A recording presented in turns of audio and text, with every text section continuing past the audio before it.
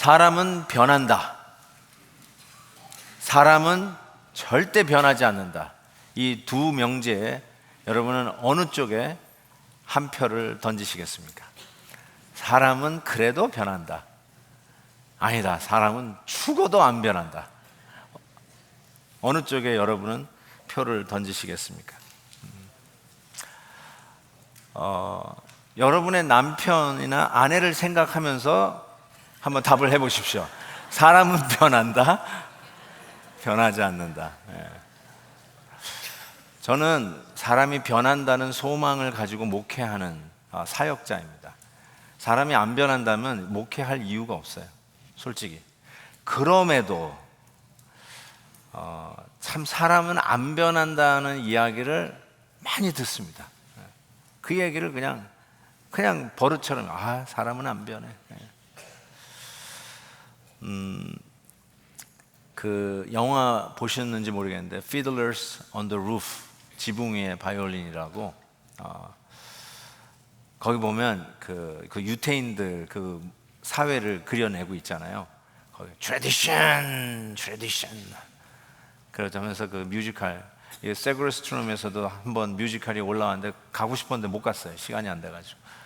어쨌든 이 전통이 안 변하는 거예요. 트래디션이 도저히 변하지 않는 거예요. 거기서 오는 그 갈등들 그린 뮤지컬인데 한번 기회 되시면 보셨으면 좋겠습니다. 이미 지난주에 우리가 길어서 10장을 읽지 못했는데 10장 내용을 베드로가 자기 입으로 오늘 그대로 설명하는 장면이 오늘 본문이에요. 선교보고 같은 장면인데 실은 선교보고라기보다는 베드로가 가이사랴의 고넬료 집에 유했다는 소식이 예루살렘에 먼저 벌써 소문이 났어요. 이 다리도 없는 소문이 어떻게 베드로가 예루살렘으로 돌아오기 전에 먼저 소문이 났을까? 참 소문은 빨리 나요. 특별히 이렇게 비난하고 비판할 만한 소문은 어떻게 빨리 나가는지 모르겠어요. 그래서 할례파들이 어떻게 네가 이방인의 집에서 유하할 수 있었느냐라고 하는 비난이 들어옵니다. 그래서 그 비난에 대한 베드로의 설명, 변증이라고 이야기할 수 있는 부분이 오늘 본문입니다. 그러면서 이렇게 비난을 하죠. 베드로가 예루살렘에 올라갔을 때 할례자들이 비난하여 이르되 네가 무할례자의 집에 들어가 함께 먹었다라고 얘기합니다. 여기서 무할례자라는 이방인을 얘기하고요, 할례자는 유태인들을 얘기해요. 유태인들만 그 당시 할례를 행했다는 것이죠. 근데 여기서 이 할례파들은 교회 안에 할례파냐 교회 밖에 할례파냐라고 이야기할 수 있는데, 제 생각에는 교회 안에 들어왔는데도 할례파가 있어요. 그래도 예수 믿으려면 그래도 할례는 해야지. 어중이 떠중이 다 예수 믿는다고 그러는데 그래도 할례는 해야지, 이렇게 주장하는 할례파들이 있었다고 이야기하는데, 그 할례파들이 그래도 예루살렘 교회 리더 중에 리더인 베드로가 이방인과는 교제를 금한 그 고넬료 로마 군대 장관 백부장의 집에서 유하고 그들과 교제했다라는 이 불법을 행했다는 소식이 예루살렘까지 미친 거예요. 그래서 오기만 해봐라 했더니 베드로가 돌아왔는데 비난을 한 것이죠. 사도행전의 권위자라고 할 수 있는 F.F. 브루스라고 하는 신학자가 이 부분을 주석을 했는데요, 이렇게 이야기했어요. 베드로가 가이사랴 이방인의 집에 유했다는 혁명적 행동, revolutionary behavior, 혁명적 행동은 그가 도착하기 전 예루살렘에 벌써 뉴스가 돌았다. 웨스턴 텍스트 사본은 베드로가 가이사랴 고넬료 집에 상당히 긴 시간 유하며 인근 지역에서 돌아다니면서 복음을 설교를 했다라고 읽고 있습니다. 그러니까 한 2, 3일 있다가 왔나 이렇게 생각할지 모르는데 실은 굉장히 오래 거기에 유했던 거예요. 아마 어쩌면 한 달을 있었는지 2달을 있었는지 잘 모르겠어요. 그러면서 가이사랴 중심으로 그 이방 땅에 베드로가 계속 복음을 전했다는 거예요. 이 소문이 난 거죠. 아니 어떻게 우리들의 수장이라고 할 수 있는 베드로가 그런 일을 할 수 있느냐, 오기만 해봐라. 아니나 다를까 이 할례파들이 베드로를 향해서 어찌 그럴 수 있냐라고 비난을 할 때 오늘 본문이 이와 같이 설명이 베드로의 입을 통해서 설명이 되는 것이죠. 참 우리도 이런 카더라라는 소문이 발도 없는데 왜 이렇게 발빠르게 번지는지 참 모르겠습니다. 오늘도 어쩌면 그 중에 하나라고 할 수 있는데요. 이방인하고 교제를 하지 못하게 하는 것, 이게 왜 유대인들에게는 전통, 트래디션, 장로의 유전이라고 부르는 성경에서 그런 전통이 됐을까요? 유대인들은 워낙 못돼서요? 아니요. 거기에 합리적인 사고방식은 더러운 것과 자꾸 접촉을 하면 물들잖아요. 금묵자흑이라고 자꾸 물들잖아요. 우리 아이들에게도 야, 너 못된 친구 사귀지 마 그러지 않습니까? 물드니까. 그래서 그 친구들하고는 교제하지 마 하고 끊지 않습니까? 그런 의미에서 dirty pagan, 더러운 이방인들하고는 교제하지 말라는 것이죠. 원래는 그 이방인들을 향해서 빛과 소금이 되도록, 그래서 그들에게 선지자, 제사장 국가가 되도록 하는 것이 하나님의 뜻이었는데 그들에게 오히려 접근하면 안 된다라고 하는 이 차별 의식이 유대인에게 전통으로 자리를 잡게 됐다는 말이죠. 자, 그렇다면 나쁜 사람하고 교제를 하면 나쁘게 물이 드니까 그래서 이방인과 교제하지 말라라고 그랬구나 라는 생각을, 고정관념을 갖고 있었는데, 그 이방인의 선교를 위해서 첫 관문을 여는 것이 가이사랴의 고넬료, 로마 사람의 성령이 임하는 사건을 소개하잖아요. 근데 그 고넬료가 어떤 사람인지를 10장에 보면 설명이 되어 있어요. 그 고넬료를 이렇게 설명합니다. 그가 경건하여 온 지방과 더불어 하나님을 경외하며 백성을 많이 구제하고 하나님께 항상 기도하던 자가 고넬료였습니다. 우리가 이런 말 가끔 하잖아요. 우리 남편은요 너무너무 선한 사람이고 소위 법이 없어도 사는 사람이에요. 그런데 교회만 안 나와요. 그런 거 있잖아요. 또 얘기하다 보면 목사님, 우리 아들은 다 착하고 너무 좋았고 그냥 효도도 얼마나 잘하는지 모르고 일도 참 잘해요. 그런데 교회만 안 다녀요. 그러면서 sounds like don't worry about my husband, don't worry about my sons, 이런 얘기예요. 걱정하지 말라는 거예요. 어떻게 생각하세요, 여러분? 이런 반응에 대해서? 법이 없어도 살 수 있는 아주 착한 사람이니까 목사님 걱정하지 마세요. 언제 때가 되면 교회는 나오겠죠, 뭐. Don't worry about it. 그런데 이 고넬료가 God fearer, 여러분 고넬료의 집안에 성령이 임했다는 말은 드디어 예수를 믿게 됐다는 뜻이에요. 그전에는 착한 사람이에요. 하나님을 경외하는 God fearer. 이게 하나의 이 카테고리예요. 그냥 묘사, 서술하는 표현이 아니라 그 카테고리에 있는 범주에 있는 거. 나중에 좀 설명할게요. God fearer, 하나님을 경외하는 자란 말이에요. 그래도 그 사람에게 뭐가 필요하다고요? 성령이 임하셔서 예수 믿는 게 필요하다는 것입니다. 한 가지 또 질문을 해볼게요. 여러분, 성령이 우리 가운데 임하셔야 되는데 성령님께서 얼바인에 올까 아니면 저 캠튼에 올까 이렇게 고민을 했어요. 그럼 어디를 오셔야 됩니까? 어디를 먼저 오셔야 됩니까? 얼바인은 좋은 동네, 크라임 레이트이 아주 없어가지고 지난 20여 년 동안 탑 10에 항상 올라서 가장 살기에 좋은 동네라고 꼽히는 곳이 얼바인이에요. 그래서 여러분 잘 모르실지 모르지만 외부에서는 얼바인에 산다는 걸 꿈으로 생각해요.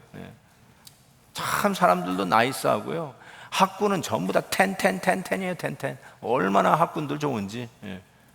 근데 얼마 전에 우리 성도님이 그곳에 비즈니스를 오픈해서 제가 개업 예배를 드리러 갔는데 캠튼 맞죠? 캠튼 우범 지역이에요. 거기 가서 어떻게 해요? 야, 거기서 또 왜 비즈니스를 오픈했을까? 바로 그게 캠튼이에요. 자, 질문을 해볼게요. 성령님은 어디로 오셔야 됩니까?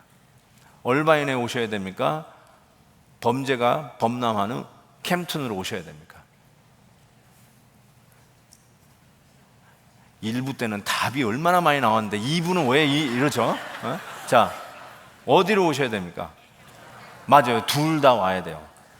근데 성령님께서 한 군데만 가겠대요. 그럼 어디로 가셔야 됩니까? 혹시 이러지 않으세요? 성령님, don't worry about Irvine. 얼바인은 법 없어도 사는 사람들이에요. 얼마나 사람들이 교양이 있고 실력들이 있는지 몰라요. 그러니까 일단 저 우범지역 캠튼 가셔서 변화시키시고, 그리고 내려오다가 풀러턴도 들리시고 애나임도 들리시고, 그리고 시간 나시면 얼바인 오세요. 우리는 괜찮아요. 혹시 그런 태도는 없는지요? 예수를 믿으면 사람이 선해지고 착해지는 건 맞습니다. 근데 제가 분명히 말씀드릴게요. 착해지려고 예수 믿는 거 아닙니다. 만약에 착해지는 게 예수 믿는 목적이라면 고넬료, 이방인, 경건하고 남들도 구제할 줄 아는 이런 사람에게 성령이 오실 이유가 없어요. He's okay, he's fine without Holy Spirit. 성령이 없어도 상관없어요. 남들 구제하잖아요. 착하잖아요. God-fearer, 하나님의 존재를 인정해요. 교회만 안 다니지 하나님을 인정해요. 교회만 안 다니지 어려운 사람 막 손발 걷어붙이고 도와주는 사람이에요.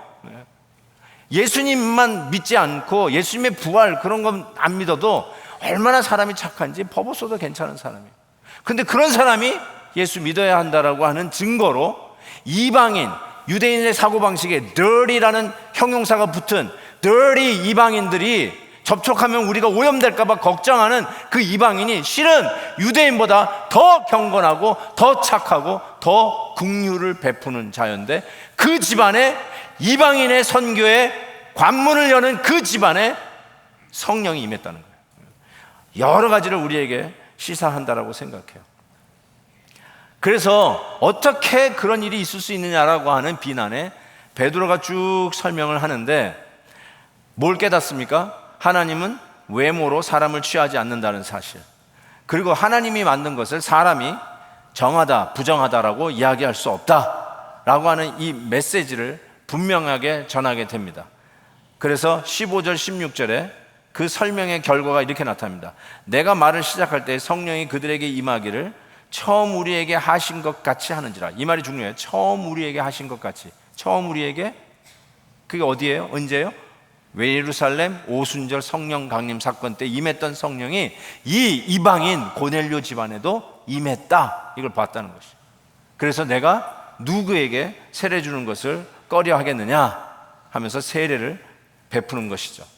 이 말에 드디어 교회가, 그 안에 할레파, 어떻게 베드로가 그럴 수 있냐고 비난했던 할레파 교인들도 있었던 교회가 이렇게 반응을 합니다. 18절, 그들이 이 말을 듣고 잠잠하여, they were silent. 떠드는 사람들이, 비난하는 사람들이 they closed their mouth, 입을 다물었다는 거죠. 그리고 하나님께 영광을 돌리고 하나님께서 이방인에게도 생명 얻는 회개를 주셨도다 고백하게 됩니다. 참 여기서 유대인이 이야기할 때요, 그 교회를 얘기할 때 세 캐터고리가 있어요. 아까 God-fearer 얘기했는데, 하나는 유태인이 있어요. 유태인이 예수 믿은 사람, 베드로 같은 사람이죠. 그 다음에 또 하나는 뭐냐면 이방인이었어요. 그런데 유대화 됐어요. 그래서 머리나 음식이나 옷 입는 걸 똑같이 하는 거예요, 유대인처럼. 그래서 proselyte 해가지고 또 이 유대화된 이방인이 있었어요. 요 두 캐터고리가 있는데, third 캐터고리가, 세 번째 캐터고리가 누구냐면 하나님을 경외하는 자라고 우리 한국말 성경에 얘기한 God-fearer, God-fearer, 하나님을 경외, 이 세 캐터고리가 있었어요. 참 우리는 이렇게 디바이드 하는 거를 참 잘하는 것 같아요. 자, 이렇게 갈라졌는데, 이렇게 결과가 이거예요.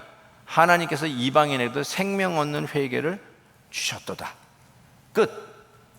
그러니까 이거 하나로 우리가 아무리 이런 사람 저런 사람, 이런 종류의 사람 저런 종류의 사람 나눠도 우리는 생명 얻는 회개를 받은 것으로 하나다. 그걸로 하나 되는 일이 충분하다는 뜻이에요. 그걸로 충분하다는 거예요. 우리가 이민 온 횟수가 지난주에 왔든지 아니면 이 미국 땅에서 50년, 60년을 살았다 할지라도 우리가 하나 될 수 있는 거는 생명 얻는 회개를 우리가 받았도다. 그걸로 우리는 하나 될 수 있다는 뜻이에요. 아멘입니다. 연세가 몇 세이시든지 간에, 우리 배경이 어떤지 간에, 우리 자라나온 출신 배경이 어떤지 간에, 뭐 우리 요즘 얘기하면 1.5세든 1세든 2세든 얼마나 우리는 아주 세밀하게 촘촘히 너와 나의 다름을 가눕니까? 요즘은 1.5세, 우리 2부 성도들도 1.5세들이 얼마나 많아요. 근데 요즘은 1.5세도 상당히 다양해요. 1.5세시군요. 그러면 저는 1.5세가 아니라 1.8세입니다. 이렇게 얘기해요. 아니 왜 또 1.8세는 생겼지?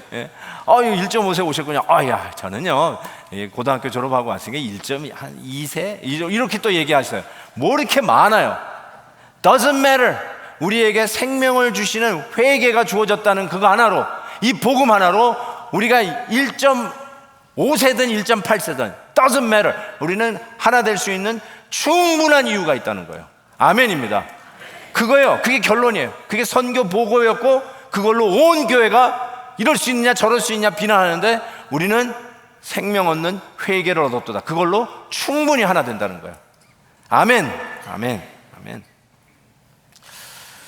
크리스천의 그 정체성을 표현하는 아주 유명한 말이 있어요. 뭐 우리가 잘 얘기하는데, 크리스천 정체성이 있을 때 크리스천은 누구냐라고 하는데, 크리스천은 세상에 있지만 세상에 속하지 않았다. We Christians are in the world. 우리가 이 세상에 발붙이고 있으니까 세상 안에 있죠. We are in the world, but not of the world. 그렇지만 세상에 속한 자는 아니에요. 세속화된 자는 아니다. Not of the world. 이게 크리스천의 정체성이에요. This is who we are. 그런데 여기에 두 가지를 제가 설명을 하려고 그럽니다. 그런 의미에서 우리가 세상에 있지만 세상에 속하지 않았다. 구별성이에요. distinctiveness. 우리는 세상과 구별이 돼요. 세상 안에 있지만 구별이 돼요. 여러 가지 면에서 구별이 되는데, 예를 들면 이 크리스천의 구별성 중에 이런 게 나타나요. 저 친구하고는 주일날, 일요일날 골프를 못 쳐. 왜? 저 친구는 예수 믿어. 그래서 늘 교회 가. 그러니까 주일날 저 친구하고는 스케줄을 잡을 수가 없어. 뭐죠? 크리스천은 주일날 교회 가는 거예요. 그때 같이 놀 수가 없어요. 저 친구랑 골프 치려면 토요일날 날짜를 잡아야 돼. 이런 식으로 세상 사람들이 얘기한단 말이에요. 그게 뭐냐? distinctiveness. 구별성이에요. 구별돼. 뭐 술, 담배도 그런 거예요. 미팅 때문에 왔는데 저 친구는 잔을 덮어놨어. 왜 그러냐? 저 친구 교회 다녀. 크리스천이구나. distinctiveness. 술, 담배를 안 해. 그게 하나의 상징적으로 나타나요. 저는 한 가지 더 나간다면 가치관도 그래요. 저는 성에 대한 가치성도 동성연애를 동의할 수가 없어요. 성경적인 가치관이니까. 그쪽에서 얘기하는 결혼의 정의를 저는 받아들일 수가 없어요. 왜요? 그게 크리스천의 정체성이니까. 그런 부분에 타협을 할 수가 없어요. 정체성이에요. 근데 이 distinctiveness가 있는 것과 반면에 we are in the world. 우리가 세상 안에 같이 섞여서 살아요. 그런 의미에서 차별은 하면 안 돼요. 우리가 크리스천이기 때문에 크리스천이 아닌 사람을 차별, discrimination. We are distinctive, yes we are. 근데 that doesn't give you right to discriminate people who are different than who you are. 여러분과 다른 사람을 그것 때문에 차별할 수 있는 권리는 없어요. 유대인의 입장에서 디스팅티브 하죠. 지금도 그 정통 유대인들 보세요. 그 모자에 머리 꼬고 입는 옷들 보세요. Very distinctive.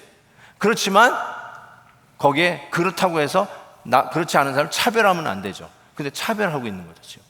이 할레파들이 이방인을 지금 차별하고 있는 거예요. 디스크리미네이트 하고 있다는 것이죠.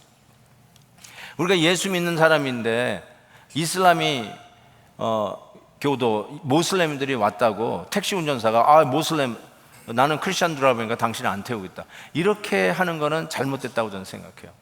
그래서는 안 되죠. 동성연애자들이 왔다고 해요. 우리가 받아들일 수 없는 가치관을 갖고 있지만 그렇다고 해서 택시도 안 태우고 그럴 수는 없죠. Don't discriminate. 그것이 아니죠. 뼛속까지 정말 DNA가 유대인인 이 자들이 이방인들을 향한 이 차별의식, 이것이 전통이라고 하는, 트래디션이라고 하는 이름하에 예수를 믿어도 좀처럼 바뀌지 않는 것들, 이런 것들이 그 안에 있었다는 거예요. 예수를 안 믿다가 여러분 이제 예수 믿고 교회 다니시는 여러분들은 한국인으로서 한인교회에 나왔잖아요. 우리가 코리안 철치잖아요. 우리 코리안 이름은 뗐지만. 그래서 여러분이 문화적인 코드를 그렇게 많이 바꾸지는 않았을 거예요. 물론 술, 담배 끊어야 된다. 이거 힘든 거. 이런 거는 오셨을지 모르겠지만 별로 그렇게 내가 뭐 대폭적으로 내 삶을 바꿔야 된다라는 것을 생각을 해보지 않으셨을 거예요. 근데 유대인들로 시작한 이 복음, 그리고 그 안에서 태어난 이 교회에 이물질이라고 하는 이방인들이 막 들어오기 시작하면서 거기서 일어나는 이 문화적인 충격은 대단했다는 것이에요. 바꿔야 될 게 너무 많은 거예요. 할례를 하라고 그러잖아요. 할례를 받아야 크리스천이 된다는 거 아니에요.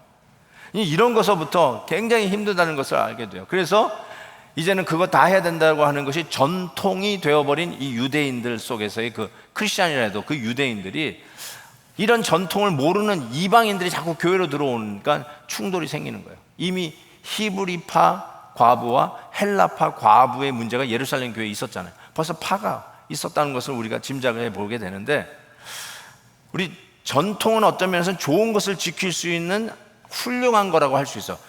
우리가 이런 좋은 전통은 지켜갑시다. 맞아요. 좋은 거예요. 근데 또 한편으로 생각해 보면 새로운 일을 도전하고 변화를 해야 되는 데 있어서는 전통을 지킵시다, 트래디션 하는 사람이 얼마나 변화에 방해가 되는지도 모릅니다. 여러분은 어떠세요? 뭔가 좀 바뀌려고 하는 시도에 여러분의 반응은 어떻습니까? 새로운 것에 대한 여러분의 그 첫 번째 반응은 항상 어떠신가요? 불편하다, 귀찮다, 이단이다, 불법이다, 말도 안 돼. 뭐 여러 가지 종류로 나타날 수 있을 거예요. 작은 면에서부터 큰 면까지 우리가 생각해 볼 수 있는데, 그렇다면 하나님은 우리에게 그냥 편하게 전통 안에 거하는 걸 원하실까? 아니면 좀 새 것을 향해서 우리를 변화시키려고 하는 불편한 자리로 나아가게 하실까? 여러분이 읽는 성경에서 나타나는 하나님은 어떤 쪽에 치우칠 것 같아요? 우리를 그냥 편하게 놔두려고 하는 하나님이신가? 아니면 좀 흔들어서라도 변화를 위해서 불편하게 하시는 하나님이신가? 어느 쪽일 것 같아요? 여러분이 겪으신 하나님의 그 모습은 어떤 하나님이신 것 같아요? 여러분, 하나님은 적어도 저에게서는 굉장히 불편하게 하십니다. 가만히 평안하게 안주하지를 못하게 하세요. 항상 새 것에 대한 도전을 하게 하세요. 새 것을 보게 하세요. 그러면서 비전의 지평선을 확장시키시는 그 하나님의 모습을 보게 됩니다. 실은 아브라함, 믿음의 조상이라고 하는 아브라함부터 그랬어요. 아브라함에게 믿음을 시작하기 위해서 하나님이 하셨던 첫 작업이 뭔지 아십니까? 잘 보세요. 여호와께서 아브라함에게 이르시되 너는 너의 고향, 친척과 아버지 집을 떠나 내가 내게 보여줄 땅으로 가라. 큰 민족을 이루고 창대하게 하여 너는 복이 될지라. 복 주시기 위한 것이에요. 더 잘 되기 위하신 거예요. 창대하게 하기 위해서 하나님이 첫 번째로 하신 작업이 뭐냐면 고향, 친척, 아버지 집을 떠나라는 것입니다. 우리가 가장 편한 데가 어디예요? 우리 시집 가신 자매님들, 친정에 돌아갈 때 얼마나 좋아요. 아유, 어머니 집에 와가지고 한번 엄마가 해주는 밥 먹고 내가 옛날 쓰던 침대에 한번 눕는 거, 그거 얼마나 편해요. 이해될 것 같아요. 가장 편한 게 아버지, 어머니 집이에요. 근데 아버지 집을 떠나 얼마나 불편해요. 거기다가 고향, 친척, 내가 이미 가지고 있는 모든 네트워크, 어떤 일이 있어도 그 친구에게 전화하면 해결해 주는 친구가 나는 있어. 그런 네트워크가 형성되어 있는 그곳, 근데 더 이상 아무런 네트워크도 없는 거 다 끊고 내가 지시할 땅으로 가라. 그거 다 끊고 굉장히 불편한 곳으로 보내고 있지 않습니까? 저와 여러분은 이 불편함을 경험하신 분들이에요. 여기 오래 사셔가지고 더 이상 그 불편함을 못 느낄 뿐이지, 처음에 왔을 때 얼마나 불편하셨어요. 말이 되기를 하십니까? 얼마나 불편하셨어요. 뭐 이렇게 하면은 excuse me, excuse me. 야, excuse me가 뭐냐?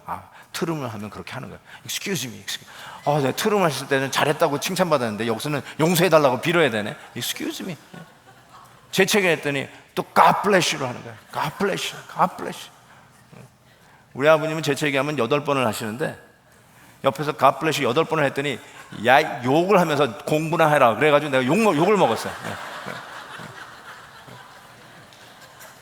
얼마나 자기 힘들어 죽겠는데 God bless you, God bless you 하니까 너무 열받아서 God bless you. 그래서 우리는 힘든 걸 알아요. 그래서 내 네트워크 다 끊기고 친구도 없고 편한 부모님 집도 없으니까 바라볼 것이 하나님뿐이 없어요. 그래서 하나님 만나신 분이 여기 계시지 않나요? 한국에 계셨으면 절대로 교회 안 다니셨을 분들, 미국 와서 불편하고 힘들고 어렵고 의지할 사람도 없고 그러다가 하나님을 의지하는 걸 배워서 예수 믿게 된 분들이 여기 많이 있잖아요. 참 바뀌기 쉽지 않아요. 그래서 하나님께서 이 바뀌기 쉽지 않은 이 인간을 일단 편하고 익숙한 자리에서부터 끄집어내잖아요. Get out, get out of your comfort zone, get out.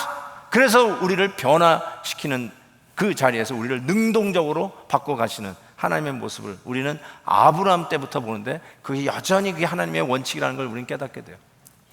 지난주 비전 출입을 조지아에 다녀왔습니다. 아틀란타 조지아가 아니라 터키 위에 아제르바이잔, 아르메니아, 러시아, 이란으로 이렇게 그리고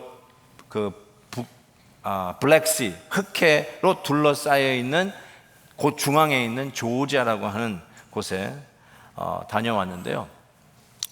이번에 정말 하나님께서 정말 눈을 열어주셨어요. 너무 참 의미 있는 이번 비전 출입이었다고 생각해요. 하나님이 막 이 이슬람 지역에 복음의 문이 굳게 닫혀 있는 거에 하나님이 뒷문을 활짝 열어놓은 뒷문을 보고 온 기분이라고 할까요? 나중에 한번 보고할 시간이 있으리라고 생각하는데 그 조지아의 수도가 티빌리시예요. 티빌리시. 근데 이 티빌리시는 1500년 된 이 땅에 존재하는 도시 중에 가장 오래된 도시라고 합니다. 신라의 통일신라 경주가 1000년의 도시라고 했는데 여기는 그 이상이에요. 1500년 이상 된 도시인데 전 대통령이 이 고대 도시니까 가는 데마다 그냥 고풍스러워요. 그 도시가. 근데 그 도심 한가운데를 흐르는 강 위에 평화의 다리를 이렇게 전 대통령이 이렇게 짓는데 온 나라가 들고 일어났다는 거예요. 어떻게 이 고풍스러운 이곳에 저렇게 현대 감각이 있는 저 평화의 다리를 지을 수 있냐고. 그래서 야단에 나가지고 안 된다고, 우리 망칠 일이 있냐고, 어떻게 역사를 모르냐고 막 야단 났어요. 근데 저렇게 지어놨어요. 약간 좀 참 배경이, 이건 그냥 사진이 아니라 저희가 찍은 사진이 아니라 인터넷에서 받아온 건데요. 근데 지금은 저기서 사진 찍느라고 정신이 없어. 다들 너무너무 반대하는 사람 하나도 없고요. 너무너무 잘했다고 그래요. 참 힘든 것 같아요. 그렇죠? 이거 하나만 봐도 얼마나 어려운지 몰라요. 여러분, 베델교회가 여러분에게는 불편합니까? 아니면 편하십니까? 지금까지 베델교회가 변화하려고 하고 바꿔보려고 했던 일들이 있어 왔을 때 그걸 경험하신 분들 불편하셨습니까? 어땠었습니까? 처음으로 교회를 접한 분들은 그 자체가 충격이었을 거예요. 예수 믿는 사람이 이렇게 예배 드리는구나. 처음 경험하신 분들도 있었겠지만 다른 지역에 있다가 이곳을 이사 오면서 우리 베들교회 다니시는 성도님들, 이전 교회하고 비교했을 때 좋았나요? 불편했나요? 아마 반반이지 않았을까 싶어요. 자기하고 다르니까, 자기가 접하고 익숙했던 문화적인 예배 스타일하고는 다르니까 불편했던 분도 계셨으리라고 저는 생각합니다. 찬송가 좀 많이 좀 불러주시지, 뭐 이렇게 맨날 새 노래를 하는지 불편해 죽겠구만. 이런 식부터 시작해서 나는 찬양하는 거 없으면 예배 드릴 수가 없다라고, 찬양 좀 했으면 더 많이 했으면 좋겠다고 하시는 분까지 정말 천차만별의 분들이 다 이곳에 모여 있어요. 지난번에 우리 나가시다 보면 우리 테이프 선교부가 우리 설교 CD를 여러분들에게 판매하잖아요. 요즘은 이제 옛날에는 테이프였다가 이제는 CD로 하는데, 요즘은 CD 플레이어도 새로 나오는 자동차에는 CD 플레이어가 없어요. 아직도 가지고 계신 분은 옛날 차를 타고 다닌다고 생각하시면 돼요. 요즘은 CD 플레이어가 없어요. 그래서 요즘은 USB로 해야 될 것 같아요. 그래서 지금 테이프 선교부에서 그걸 고안하고 있습니다. 어떻게 하면 이 USB로 설교라도 여러분들에게 드릴 수 있을까 지금 생각 중인데, 거기에 보시면 늘 보시면 우리 80 넘으신 우리 권사님 세 분이 딱 서 계세요. 그때 권사님들하고 식사 한번 같이 하는데 그 중에 권사님 한 분이 이러시더라고요. 목사님, 저는 올해 주제곡 따라 부르기 너무 힘들어요. 어떻게 좀 쉽게 할 수 없냐는 것이겠죠. 그랬더니 옆에 있는 권사님이 그래요. 따라하기 힘들면 그냥 가사만 읽어. 그러죠.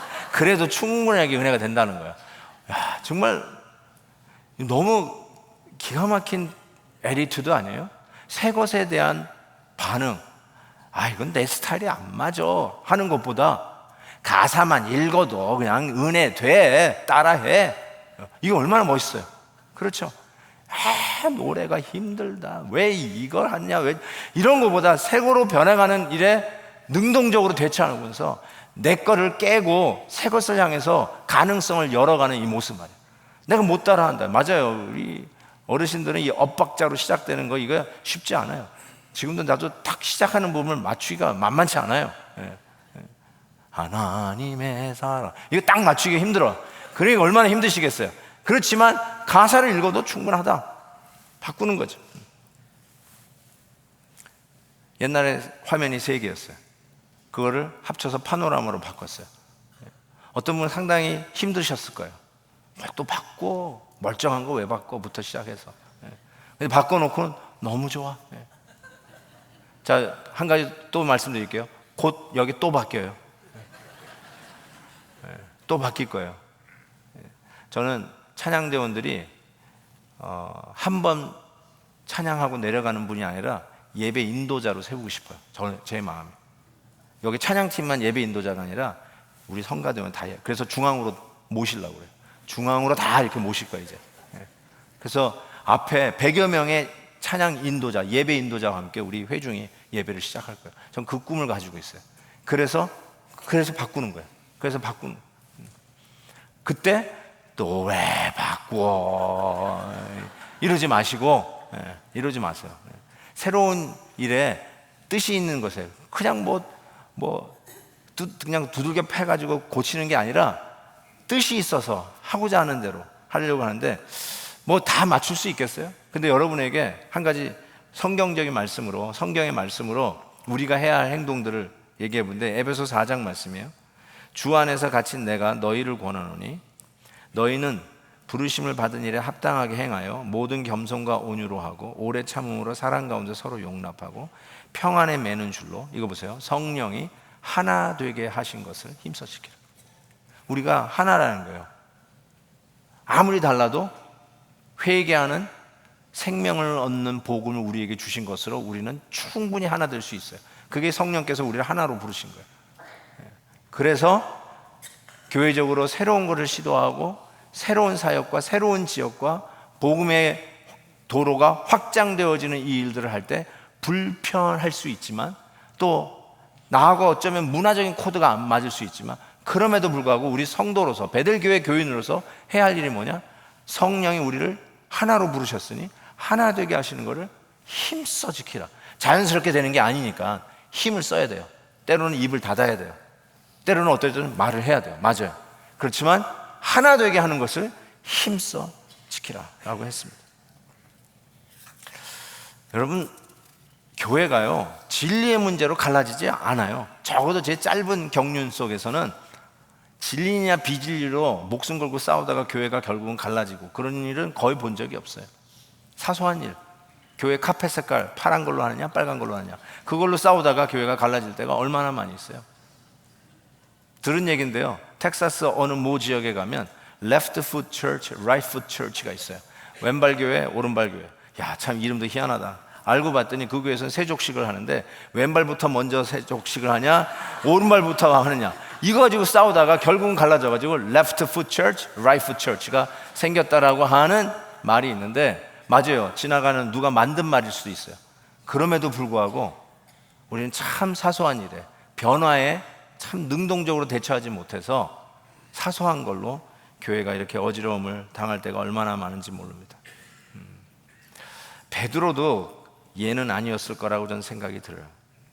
베드로가 환상을 보고요, 고넬료를 만나고 드디어 생명을 얻는 회개가 주어진 것이 이방인에게도 유대인에게도 동일한 것임을 드디어 깨닫고 자기의 입장을 설명까지 했잖아요. 그런데 시간이 지나서 이 비슷한 문제에 바울이 또 베드로가 빠졌던 거 아십니까? 그거를 사도 바울이 봤어요. 그래서 갈라디아에서 이렇게 지적했어요. 게바가, 베드로의 또 다른 이름, 게바가 안디옥에 있었을 때 책망받을 일이 있기로 내가, 사도 바울이 내가 그를 대면하여 책망하였노라. 야, 이 꿈도 못 꿀 일이에요. 아직은 곧 칼을 빼고 등장할 사도 바울 이제 기다리고 있잖아요. 우리가 그 사도 바울이 하늘 같은 베드로를 향해서 책망, 야단을 쳤는데 뭐라고 얘기하냐면 야고보에게서 온 어떤 이들이, 야고보는 예루살렘의 담임 목사예요. 예루살렘 교회. 이 야고보에게서 온, 예루살렘에서 온 어떤 이들이 이르기 전에 게바가, 베드로가 이방인과 함께 먹다가, 이거 원래 위법이라고 얘기했잖아요. 근데 괜찮다고 얘기하고 스스로 얘기했던 이 베드로가 이방인과 함께 먹다가 그들이 오매 그가 할례자들을 두려워하여, 지금 비난받았던 게 할례자들에게 비난받았잖아요. 할례자들을 두려워하여 떠나 물러가매 남은 유대인들과 그와 같이 외식함으로 바나바도 그들의 외식에 유혹되었다. 바나바조차도, 자기를 이끌어줬던 스승과 같은 바나바도 이 일에 유혹이 되었다라고 바울이 갈라디아에서 적고 있어요. 영어로 이런 말이 있어요. Traditions die hard. 참 안 바뀌어요. 안 바뀌어. 베드로도 그렇게 경험했는데도 여전히 그 잔재가 남아있는 것이 사도 바울에게 들켰어요. 먹고 있다가 괜찮아, 먹고 있다가 할례파들이 왔다는 소리 확 치고 안 먹은 척 했던 게 이게 바울에게 들킨 거예요. 참 안 바뀌어요. 두고두고 아끼고 아끼면 똥 되는 게 4가지가 있대요. 죄송합니다. 똥 되는 거라고. 돈 아끼면 똥 된대요. 두 번째는 칭찬 아끼면 똥 된대요. 해주세요. 난 마음에 담아둘게. 이러지 마시고 해주세요. 칭찬. 그 다음에 커피도요 프레시 할 때 먹어야 돼요. 요거 아끼면 다 똥 돼요. 아시죠? 커피 좋아하는 분들 아실 거예요. 곧 딱 먹을 때가 있어요. 프레시 할 때. 우리 선교지에 가면 우리 성도님들 가끔씩 제가 한 백을 가져오시는데 그때 안 먹으면요 그냥 최대한 소리가 갈아가지고 냉장고 안에 김치 냄새 제거하기 위해서 넣어놓는 거, 그것뿐이 없어요. 그때 먹어야 돼요. 프레시 할 때. 그래서 아끼면 똥 돼요. 근데 네 번째가 있어요. 아끼면 똥 되는 거예요. 그게 뭐냐면 인습, 자기 편견이에요. 요거 아끼면, 이거 깨지 않으면 똥 됩니다. 사람이 언제 많이 바뀐 줄 아세요? 맨날 씻으라 하는 우리 아들이 어느 날부터 막 씻어. 야, 집안 청소 좀 해라 하는데 얘가 막 말도 안 해도 막 집안 청소하고 야단났어요. What happened? 네? 맞아요. 애인이 생겼어요. 사람이 사랑을 하면 제일 많이 변한대요. 누군가를 사랑하고 누군가가 나를 사랑한다는 걸 알면 그때 제일 많이 변한대요. 그거 경험해보지 못하신 분은 too bad. 근데 제가 I encourage you. 지금이라도 하세요. 지금이라도 사랑하세요. 딴 남자하고 하지 말고 지금 남편하고 하세요. 지금 남편하고 하세요. 여러분이 애송하는 김수희의 애모라는 노래 아시죠? 애모에 이런 가사가 있어요. 그대 가슴에 얼굴을 묻고 오늘은 울고 싶어라. 세월의 강 넘어 우리 사랑은 눈물 속에 흔들리는데 얼만큼 나 더 살아야 그대를 잊을 수 있나. 한마디의 말이 모자라서 다가설 수 없는 사람아. 이게 무슨 노래인지 잘 모르겠는데 제가 인용하고 싶은 건 이 구절이에요. 이거 보세요. 그대 앞에만 서면 사랑하는 사람, 그때 앞에만 서면 왜 나는 작아지는가? 그대 등 뒤에 서면 내 눈은 젖어드는데 그대 앞에만 서면 나는 왜 작아지는가? 이게 사랑하는 사람들이 다 공통적으로 느끼는 감정이에요. 사랑하는 사람 옆에 서면 작아져요. 그걸 겸손이라고 해요. humility. 겸손해지면 사람이 변해요. 이 경험을 베드로가 했어요. 17절에 보니까 그런즉 하나님이 우리가 주 예수 그리스도를 믿을 때에 주신 것과 같은 선물을 그들에게도 주셨으니, 여기요, 내가 누구이기에, Who am I? 내가 누구이기에 하나님을 능히 맡겠냐. 내가 누구이기에. 이 고백이 있어요. 야, 나 같은 사람이 누구에게 내가 저 사람이 나를 사랑해 주나? 내가 누구인데 저 사람 같은 사람을 내가 사랑하게 되었나? 그런 고백이죠. Who am I? 내가 누구에게 하나님이 나를 사랑하셔서 이런 사명을 나에게 맡기시고 이 일을 하라고 맡기셨는가? Who am I? 가장 comfortable 했다라고 할 수 있는 삼위일체의 자리에서 get out 하셔서 성육신하에 우리에게 오셨던 주님, 그 스스로 불편한 자리에 오셨던 그 주님께서 가장 불편했던 죽기까지 순종하는 십자가에서 저와 여러분을 향한 사랑을 온전히 물과 피를 다 쏟으시며 보여주셨던 그 십자가의 사랑을 받은 나, Who am I? 내가 누군데 그분이 십자가에서 죽기까지 나를 사랑하셨을까?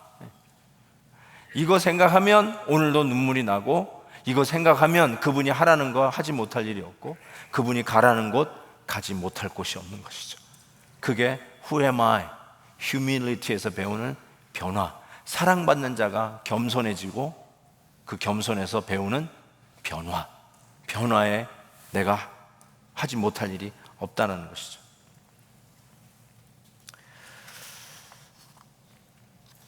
어떤 분이 이런 재미난 얘기를 하셨어요. 인습, 오래 두면 똥 된다고 하는 인습, 자기 편견, tradition.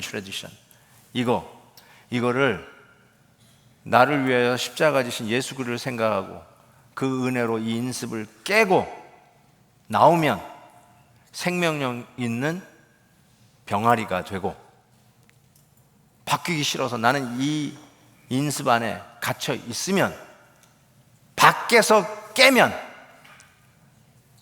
기름에 튀긴 계란 프라이가 된다, 이렇게 얘기했어요.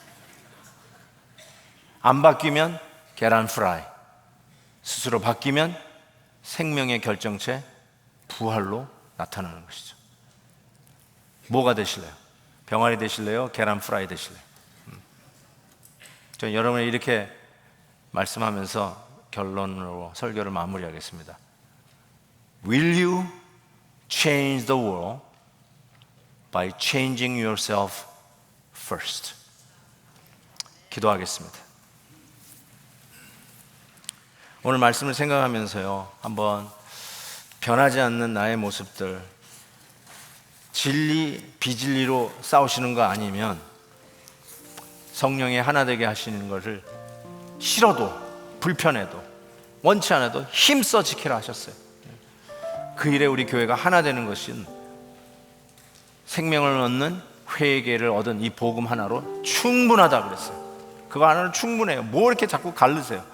그만 가르치고 충분한 복음의 능력으로 우리가 하나 되는 일을 위해서 내 이 계란 껍질 같은 인습, 자기 편견을 깨고 생명체로 나오셔야 돼요. 밖에서 억지로 깨면 계란 프라이라고 했잖아요. 오늘 하나님의 말씀을 생각하면서, 하나님, 나도 참 바뀌기 쉽지 않은 내 모습, 그래서 하나님 나를 불편하게 하셔서 이곳 미국까지 데려오셔서 흔들어 교회를 다니게 하셨는데 아직도 바뀌지 않는 나의 인습이 있습니다. 나의 편견이 있습니다. 남을 향한 구별이 아닌 차별이 있습니다. 디스크리미네이션이 내 안에 있습니다. 다른 인종을 향한 디스크리미네이션이 있습니다. 복음에 방해되는 수많은 장애물들이 있습니다. 하나님, 이 편견을 깨도록 도와주세요. 같이 한번 합심해서 기도하는 시간 갖도록 하겠습니다. 기도하십시다. 하나님 아버지,